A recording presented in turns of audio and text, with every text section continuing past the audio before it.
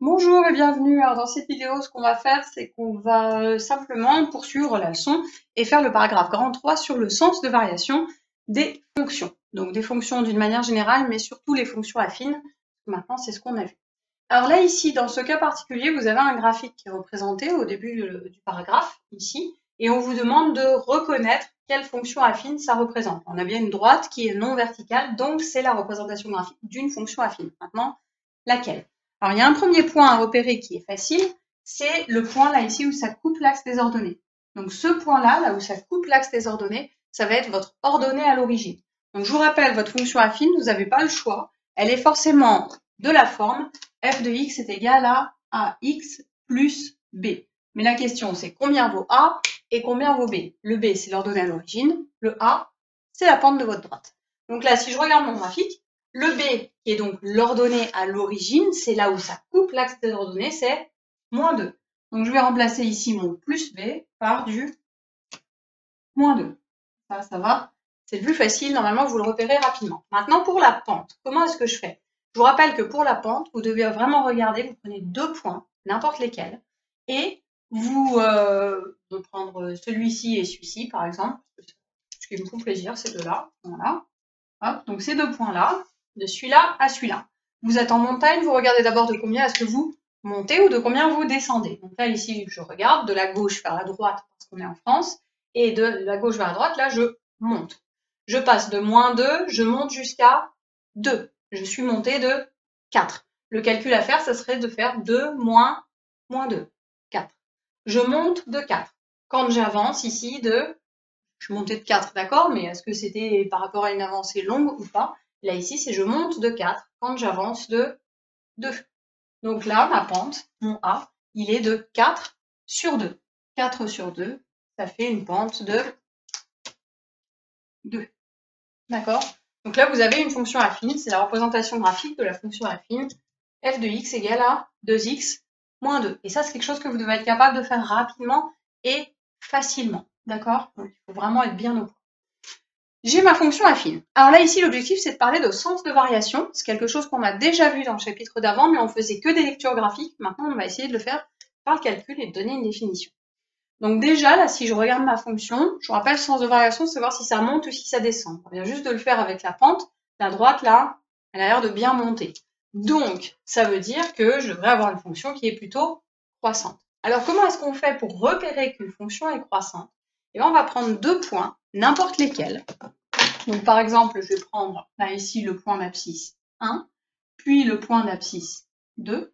Là, les deux points ici. Et qu'est-ce qui se passe entre ces deux points? Je vois que là, les images ont augmenté. Pour passer de l'image de 1 à l'image de 2, ici, ça a augmenté. L'image de 1, c'était 0. L'image de 2, c'est 2. Entre les deux, j'ai augmenté. C'est ça qui va me permettre de dire que la fonction est croissante. Alors, en particulier, entre 1 et 2, là, ça augmente. Mais entre 1 et 3, ça augmente. Entre 1 et 1,5, ça augmente. En fait, partout, là, ici, ça va augmenter. Donc, je me retrouve avec quelque chose qui est croissant. Donc, ce que je vais pouvoir remarquer, c'est que je choisis 1 qui est plus petit que 2. Je lis de gauche à droite. 1 plus petit que 2. Et qu'est-ce que je remarque?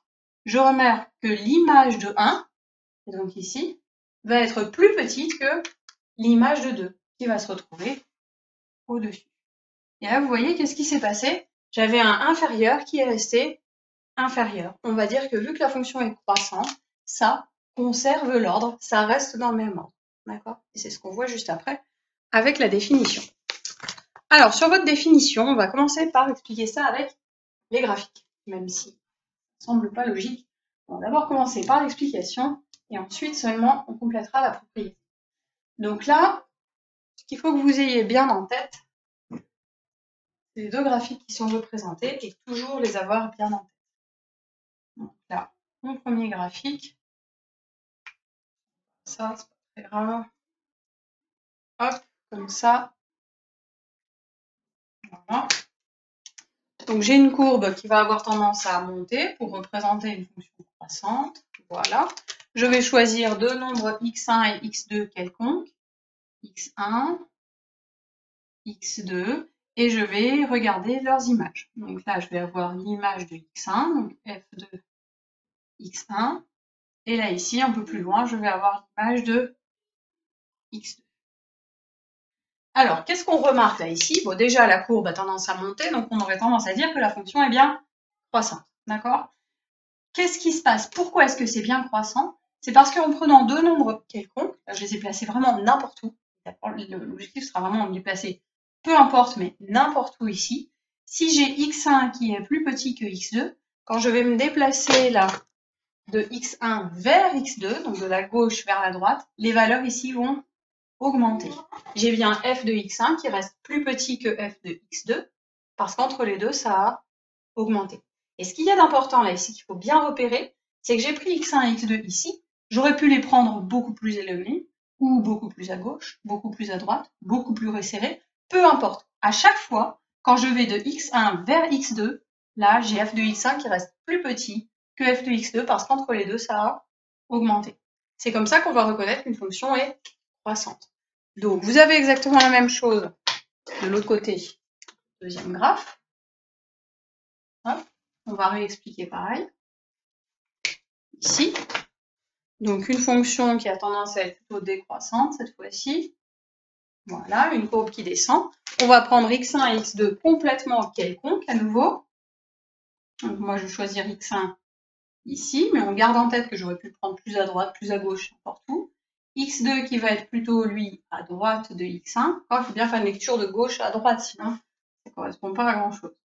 Et donc là, j'ai f de x1. Et là, ici, j'ai f de x2. Et qu'est-ce qu'on remarque cette fois-ci? Peu importe où j'ai choisi x1 et x2, je les ai choisis plus comme ça centrés, ou plus resserrés, ou plus à gauche, ou plus à droite, ou complètement écartés. Là ici, vu que ma fonction est décroissante, j'ai f de x1 cette fois-ci, qui était plus à gauche, qui est passé plus grand que f de x2. Vu qu'entre les deux, ça a descendu, j'ai f de x1 qui est plus grand que f de x2, parce que ma fonction est décroissante.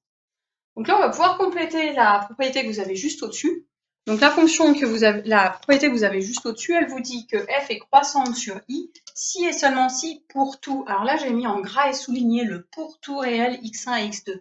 Ça veut vraiment dire là que mon x1 et mon x2, je peux les placer où je veux, plus resserrés, plus écartés, plus à gauche, plus à droite, n'importe où. D'accord? Il n'y aura pas d'exception. Il n'y aura pas un moment là, un creux, où ça va faire une exception où ça ne fonctionnera pas. Il faut vraiment que ce soit vrai de partout. Donc pour tout x1 et x2, si j'ai x1 qui est plus petit que x2, on va le prendre pour la fonction croissante. Donc ça, c'est la première fonction croissante, c'est dans votre propriété. Si vous avez x1 qui est plus petit que x2, donc ça veut juste dire qu'on va faire une lecture de gauche à droite, d'accord? x1 plus petit que x2. Alors, qu'est-ce que j'ai? Je vais avoir f de x1 qui reste plus petit que f de x2. Et là, on voit bien sur le graphique, hein, x1 plus petit que x2, le f de x1 reste plus petit que le f de x2. Alors, ce que je veux que vous mettiez en valeur en plus là, sur votre cours, c'est que vous mettiez là les petits symboles inférieurs vraiment en valeur de la même couleur. D'accord? Vu que ma fonction est croissante, là ici, j'ai conservé l'ordre. D'accord? C'est un peu comme quand vous multipliez par un nombre positif, vous conservez l'ordre parce que la fonction est croissante. Alors que dans le cas où vous avez une fonction qui est décroissante, comme l'autre, toujours dans votre propriété, à ce moment-là, si vous avez x1 qui est plus petit que x2, à nouveau, je lis de gauche à droite, alors qu'est-ce que j'ai? Eh bien, vu que ça a diminué, je vais avoir f de x1 qui est au-dessus, là, qui va devenir plus grand que f de x2. Et cette fois-ci, vous allez mettre vraiment ça en valeur avec le symbole supérieur qui est de couleur différente. D'accord? Donc là, j'avais x1 qui était plus petit que x2. Lecture de gauche à droite. J'obtiens que f de x1 devient plus grand que f de x2 parce qu'entre les deux, ça a diminué. D'accord? Donc ça, c'est la définition d'une fonction décroissante. On va dire qu'une fonction croissante conserve l'ordre, elle conserve le sens de l'inégalité, alors qu'une fonction décroissante, elle change l'ordre. Vous avez le sens de l'inégalité qui a changé. D'accord? Donc ça, c'est super important. Il faut bien le retenir, on va l'utiliser tout le temps. Donc, à bien repérer, et on va beaucoup l'utiliser sur les tableaux de variation. Comme ça, ce sera plus facile de comprendre à quoi ça correspond. Nouveau mot de vocabulaire aussi, la fonction monotone. Une fonction est monotone, je crois que j'en avais déjà parlé dans le chapitre d'avant. Monotone, ça veut simplement dire qu'elle est soit croissante, soit décroissante, mais on ne sait pas lequel. D'accord? Et donc là, on a terminé pour la définition. Alors, ce qu'on va faire, eh bien, c'est qu'on va tout de suite essayer de donner la définition de...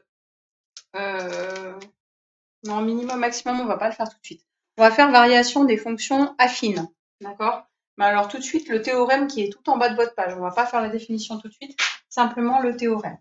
Donc, pour le théorème qui est juste en dessous, qu'est-ce qui va se passer? On va juste anticiper le résultat, puis après, on démontrera pour les fonctions affines. Alors, on peut reprendre l'exemple du tout début de la vidéo. Et au tout début de la vidéo, vous aviez f de x qui est égal à 2x moins 2. Et là, on avait une droite qui montait. Et ce qui nous permet de voir que la droite monte, c'est sa pente. Si la pente est positive, à ce moment-là, on a une droite qui monte. Mais si la pente est négative, ça fait une droite qui descend. Donc là, un théorème qui va être assez facile et assez intuitif, c'est que si vous avez f de x qui est égal à ax plus b, alors attention, c'est uniquement pour les fonctions affines, ce théorème, on va dire que f est strictement croissante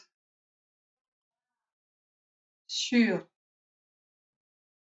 R, si et seulement si, et donc là, dans quel cas est-ce que je vais avoir quelque chose de strictement croissant? Eh bien, c'est si ma pente est strictement positive, et la pente, c'est le petit a. Donc en fait, pour les fonctions affines, vous n'allez pas avoir besoin de vous embêter, vous regardez tout de suite la pente. Si la pente est positive, la fonction est croissante. Si la pente est négative, la fonction est décroissante. C'est une propriété vraiment super importante. Donc si f est strictement décroissante sur R, ici, c'est si et seulement si, cette fois-ci, A est négatif. D'accord? Alors là, on va faire une pause pour la leçon et on va simplement lancer les exercices qui sont 19 et 20 de la page 105, vraiment pour appliquer et voir un petit peu à quoi ça correspond. Et puis après, on reviendra sur les démonstrations. D'accord? Donc des choses à retenir qui sont quand même bien importantes, c'est qu'une fonction croissante va conserver l'ordre, une fonction décroissante va inverser l'ordre. Et si vous avez une fonction affine, dans ce cas particulier, elle est croissante quand vous avez un A positif et elle est décroissante quand vous avez un A négatif. Et je vous laisse faire vos exercices.